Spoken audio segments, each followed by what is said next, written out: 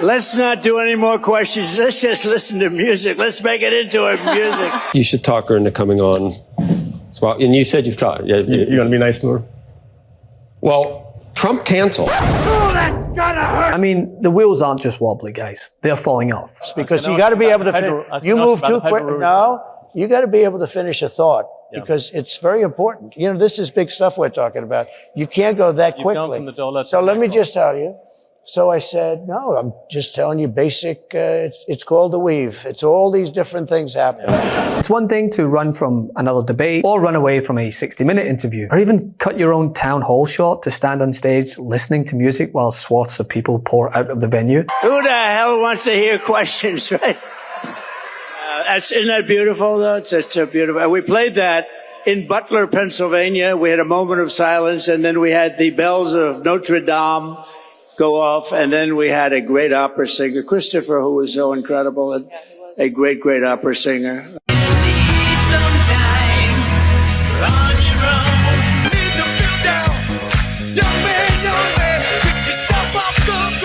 But when you cancel an appearance with CNBC's Squawk Box, including professional seine washer Joe Kernan, then you know things are really bad. This morning, Kernan, who on a regular basis twists himself into a pretzel to make excuses for Trump as he rallies behind his plans to put tariffs on everything, you know, despite countless economic experts stating clearly it will be worse for the economy than Kamala Harris's economic plan. Come back to the Europeans in a second. What about consumers? People out there? They're going to be the biggest beneficiaries. Yeah, critics say your tariffs will end up being like a national sales tax. Nope. The countries will pay. If you have, America at the moment has $3 trillion worth of imports.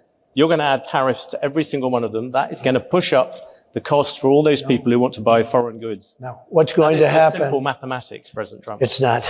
Yeah, it is, but not the way you figured. I was always very good at mathematics. He stated on air that Trump just cancelled a scheduled appearance on the show. Well, you should talk her into coming on. Well, and you said you've talked. You're going to be nice to her?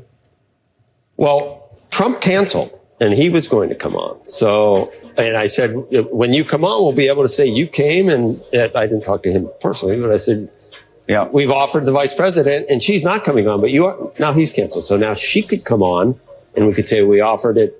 Trump can't, but they're not. Can Becky ask the questions? I think you might like Andrew. I think you might like Andrew posing those questions. He's got some good ones. How do you do it? Charles, thank you very much for coming in. Thanks a lot. This comes after Trump cut his town hall short, cut a podcast appearance short, shocking even the host. I see my people are going crazy over there. Oh, that's it? At a certain point, you don't mind if they go crazy, but then you say, okay, it's time to go. Time to go, right? And most recently after he threw a tantrum attacking the Wall Street Journal live on stage. You mentioned Taiwan, you said you would defend them. You also seemed to imply that on Putin, you would not. Putin, you seemed to imply that you had talked to him without actually confirming it. I said I don't comment on those things. What about, can I ask you a particular thing about the dollar? You talked about wars. At the New York Economic Club, you said that if you lost the dollar as a reserve currency, it would be like America losing a war. Yeah. You look at what you're going to do in terms of protectionism, drive countries to use the other currencies, and all that debt is also going to lessen the dollar's status as the world's reserve currency. If do you worry about that? The dollar is so secure, your reserve currency is the strongest it'll ever be. And you said, President Trump, at the moment there is a thing called the Trump trade in the markets. Do you know what that is? The Trump trade is very simple. People are betting that your policies are going to drive up debt. They're going to drive up inflation. So they're going to drive up interest rates. Are the investors wrong? Yeah, I had 4 years, no inflation. But that was when you had much. I had 4 years. It's better than that. And Biden, who has no idea where the hell he is, okay? Biden went 2 years with no inflation because he inherited from me. And then they started spending money like drunken sailors. They spent so much money. It was so ridiculous, the money they were spending. They were spending on the Green New Scam. The Green New Deal. You know, it was conceived of by AOC +3. She never even studied the environment in college. She went to a nice college. She came out, she just said, the Green New Scam. She just named all these things. But President Trump, the issue at the markets are looking at the fact you are making all these promises. Latest one was car loans. You're flooding the thing with giveaways. But we're going to grow. I was actually quite kind to you. I used 7 trillion. The upper estimate is 15 trillion. People like the Wall Street Journal, who's hardly a communist organization, yeah, but you don't know. They have criticized you on this as well. You are running up enormous debts. What does the Wall Street Journal know? I'm meeting with them tomorrow. What does the Wall Street Journal know? They've been wrong about everything. So this is the second time that Trump has pulled out of a broadcast news interview. 2 weeks ago, he declined to be interviewed for CBS's 60 Minutes, which was set to feature Trump and Harris, in keeping with a half-century-long tradition of the show interviewing both presidential candidates. Instead, on October 7th, it just included Kamala Harris. Donald Trump is afraid of debating Kamala Harris again. And he's afraid of 60 Minutes. And that could be because he simply does not have the mental capacity to survive a 60 Minutes interview now.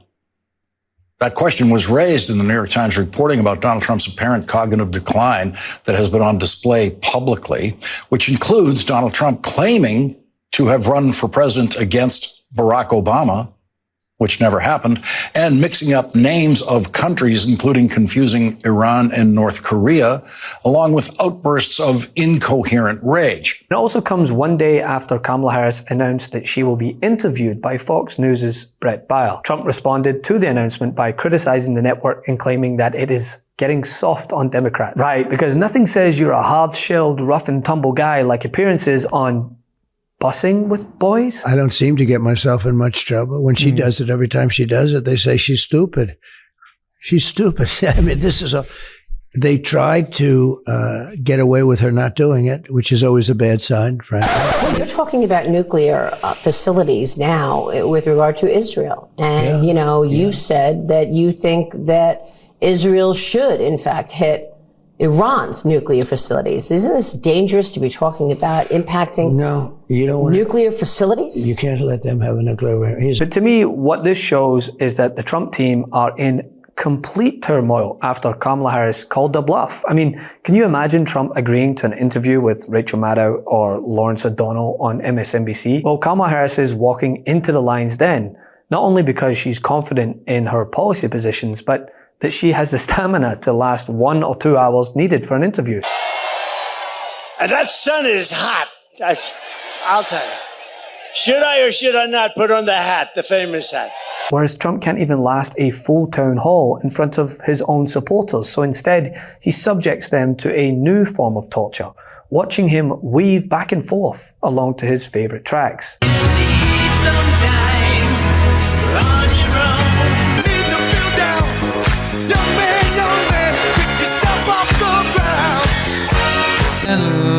Hallelujah, hallelujah, hallelujah.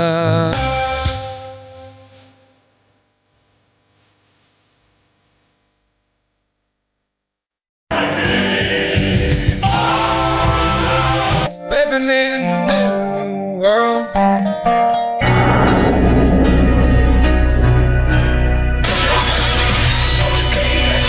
I mean, honestly, America, how is this even close? Love this video? Make sure you stay up to date on the latest breaking news and all things Midas by signing up to the MeidasTouch newsletter at MeidasTouch.com/newsletter.